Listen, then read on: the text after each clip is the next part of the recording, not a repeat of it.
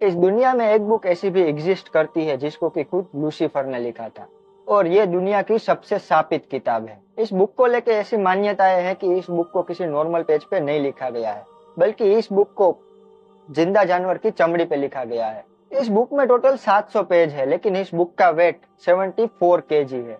एक बार एक मोंग एक बुक को लिखना चालू करता है। जैसे जैसे वो उस बुक को लिखता जाता है, उसकी तबीयत खराब होती जाती है, लेकिन उस मोंग को मरने से पहले उस बुक को किसी भी हाल में कंप्लीट करना था। वो मोंग उस बुक को कंप्लीट करने के लिए लूसीफर की हेल्प लेता है। जब वो मोंग लूसीफर के पास जाता है, तब लूसीफर उसके सामने एक कंडीशन रखता है कि अगर तुमको इस बुक को लिखवाना है तो तुम्हें उसके बदले में मुझे जिंदा जानवर के चमड़े देने होंगे, तभी मैं इस बुक को तुम्हारे लिए कंप्लीट करूंगा।